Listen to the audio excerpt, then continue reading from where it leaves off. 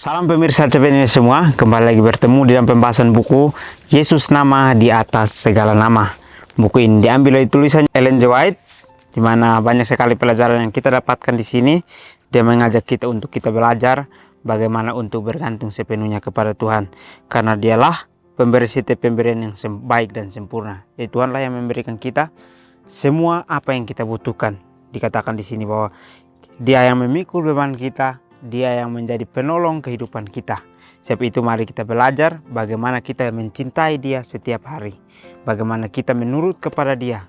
Setiap apapun yang Dia berikan melalui hikmat, kita harus lakukan dengan sungguh-sungguh. Karena itulah yang Tuhan inginkan untuk kita praktekkan dalam keseharian kita. Bacaan kita kali ini judulnya Pencipta Hukum Jasmani. Ayat intinya terambil dalam Yeremia 32 ayat 7. Tuhan Allah, sesungguhnya Engkaulah yang telah menjadikan langit dan bumi dengan kekuatanmu yang besar dan dengan lenganmu yang terentang. Tiada suatu apapun yang mustahil untukmu. Kesehatan adalah berkat yang dihargai oleh beberapa orang saja. Namun, sebagian besar dari keberhasilan mental dan jasmani bergantung di atasnya. Dorongan hati kita serta hawa nafsu ada tempatnya dalam tubuh kita. Dan itu harus dipelihara dengan keadaan yang terbaik secara jasmani, di bawah pengaruh yang paling rohani agar talenta-talenta kita digunakan sebaik-baiknya. Baik, pelajaran kita sangat memberikan kita kekuatannya. Dikatakan bahwa Tuhanlah pencipta hukum-hukum jasmani. Jadi apa yang Dia sudah ciptakan kita harus turuti, kita harus ikuti semuanya itu. Karena sesungguhnya Tuhan yang menjadikan langit dan bumi ini dengan kekuatan yang besar dan dengan lengannya yang terentang. Dia merentangkan tangannya, maka dia mengatakan semuanya jadi, maka semuanya itu akan jadi. Jadi tiada satupun yang mustahil untuknya, atau tiada satupun yang Tuhan tidak bisa lakukan. Semuanya Dia bisa lakukan.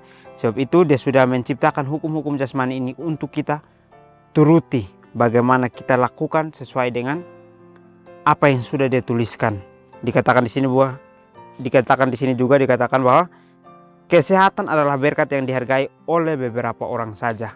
Jadi pada saat orang belum sakit, dia belum memikirkan bahwa kesehatan itu sangat penting. Adalah kesehatan jasmaninya. Tetapi pada saat dia sudah merasakan kesakitan, maka dia mulai berpikir bahwa kesehatan sangat penting untuk tubuh jasmaninya. Namun sebagian besar dari keberhasilan mental dan jasmani bergantung di atasnya. Jadi kita ingat, kesehatan jasmani kita, keberhasilan mental dan jasmani kita bergantung kepada penurutan kita kepada kesehatan. Bagaimana kita belajar untuk menjaga akan kesehatan itu dalam tubuh kita. Dikatakan di sini bahwa dorongan hati kita serta hawa nafsu ada tempatnya dalam tubuh kita. Yang artinya adalah ada saat-saat di mana kita tidak mau untuk melakukan aktivitas yang membuat kita untuk sehat. Karena keinginan kita membuat kita untuk bermalas-malasan, untuk tidak melakukan sesuatu yang membuahkan sesuatu kesehatan. Tetapi di sini dikatakan bahwa itu harus dipelihara dengan keadaan yang baik secara jasmani dan di bawah pengaruh yang paling rohani. Jadi orang yang mau melakukan berarti dia sedang belajar bagaimana dia setia untuk melakukan hukum-hukum yang sudah diberikan oleh Tuhan. Dia mau untuk menjalani hukum itu dengan setia. Meskipun sangat berat, tetapi dia berani untuk mengambil satu jalur di mana dia harus berani untuk menjalani itu. Karena di sini dikatakan bahwa hawa nafsu ada di dalam hati kita masing-masing. Itu ada. Dan bagaimana hawa nafsu itu selalu membuat kita untuk memilih sesuatu yang tidak sesuai dengan apa yang sudah dituliskan melalui hukum-hukum jasmani. Tetapi kembali lagi kita diingatkan sekarang bahwa dengan kesehatan kita secara jasmani, maka itu akan muncul melalui keberhasilan mental dan jasmani kita.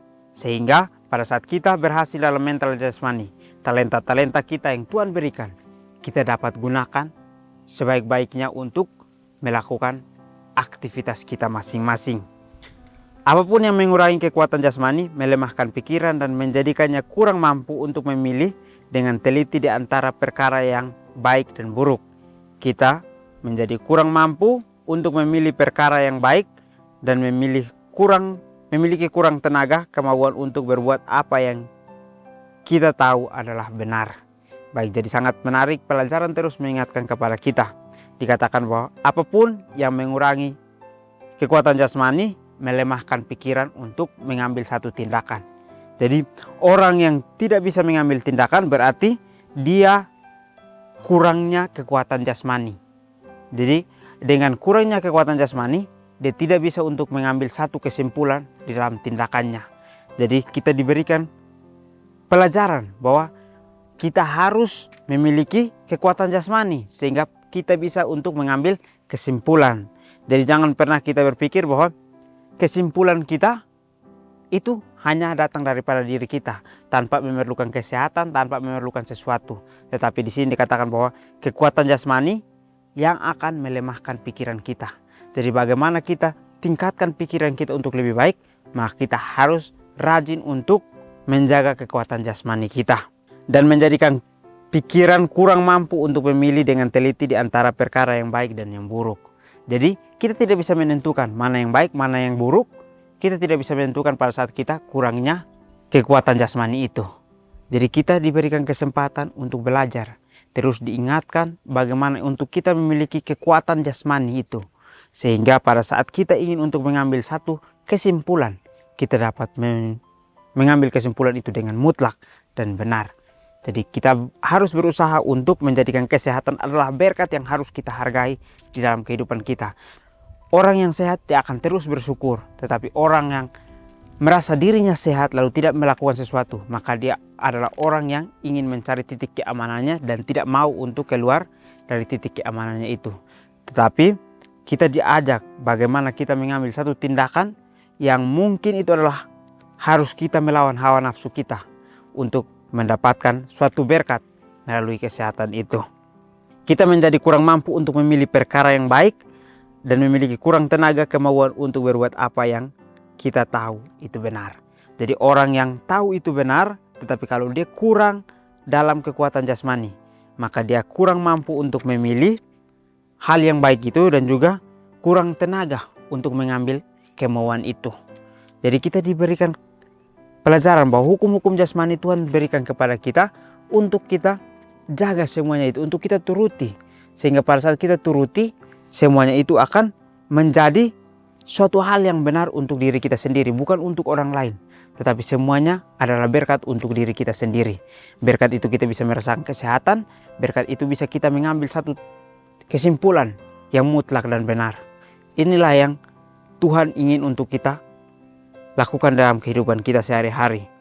Penyalahgunaan tenaga fisik kita memendekkan masa di mana hidup kita dapat digunakan untuk memuliakan Tuhan. Dan itu menjadikan kita tidak layak untuk melaksanakan pekerjaan yang telah diberikan Tuhan kepada kita. Oleh membiarkan diri kita membentuk kebiasaan-kebiasaan yang salah. Oleh tidur larut malam. Oleh memuaskan selera dengan mengambil risiko kesehatan. Kita meletakkan dasar kelemahan. Dengan melalaikan gerak badan, oleh terlalu banyak memperkerjakan pikiran dan tubuh, kita membuat susunan saraf menjadi tidak berimbang. Jadi orang yang memendekkan hidupnya dan tidak melayakkan dirinya untuk bekerja karena tidak mengindahkan hukum-hukum alam, bersalah karena merampok Tuhan. Dan mereka juga merampok sesama manusia, kesempatan untuk membagikan orang lain justru pekerjaan yang Tuhan kirimkan ke dalam dunia. Oleh arah yang ditempuhnya sendiri telah dipendekkan dan mereka telah membuat dirinya tidak layak melakukan bahkan yang sebenarnya dapat mereka lakukan dalam waktu yang lebih singkat. Tuhan menganggap kita bersalah bila oleh kebiasaan-kebiasaan kita yang merusak kita menghalangi dunia ini mendapat hal-hal yang baik. Baik, pelajaran yang sangat menarik ya. Dikatakan di sini bahwa penyalahgunaan tenaga fisik kita memendekkan masa di mana hidup kita dapat digunakan untuk memuliakan Tuhan. Orang yang berpikir bahwa fisiknya tidak berguna untuk pelayanan, sebenarnya itu adalah hal yang salah. Dikatakan di sini bahwa penyalahgunaan fisik dapat memendekkan masa hidup untuk digunakan dalam melakukan pelayanan. Kita diberikan kesehatan begini untuk kita bisa gunakan dalam pelayanan. Tetapi orang yang melalaikan semuanya, adalah orang yang tidak mau untuk menuruti kepada hukum-hukum jasmani yang Tuhan berikan. Di sini juga dikatakan bahwa dan ini jadikan kita tidak layak untuk melaksanakan pekerjaan yang telah diberikan Tuhan kepada kita.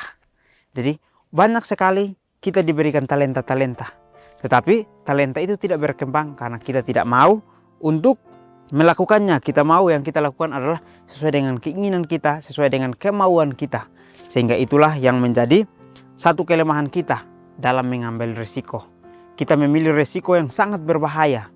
Kita tidak memilih risiko yang sebenarnya baik untuk kehidupan kita sendiri, untuk kita dapat lakukan untuk memuliakan pekerjaan Tuhan.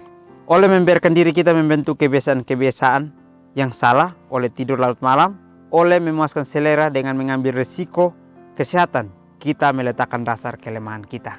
Jadi ini pelajaran yang sangat menarik. Dengan kita memilih untuk mengambil risiko yang salah, maka kehidupan kita juga akan memiliki kehidupan yang tidak stabil, kehidupan yang tidak sehat. Sehingga di sini Tuhan memberikan kita dua pelajaran di sini ya. Kita tidak boleh untuk memilih sesuatu yang menjadi kebiasaan kita, yaitu tidur malam. Kalau tidak ada hal lagi yang kita lakukan, maka kita harus pergunakan waktu itu untuk bisa istirahat. Tetapi ada pekerjaan yang harus kita lakukan. Marilah kita gunakan pekerjaan itu dengan sebaik mungkin. Tetapi pekerjaan itu bukan untuk keinginan kita, bukan untuk selera kita, tetapi kita lakukannya untuk pekerjaan Tuhan saja. Dikatakan juga di sini bahwa dengan memuaskan selera dapat mengambil risiko.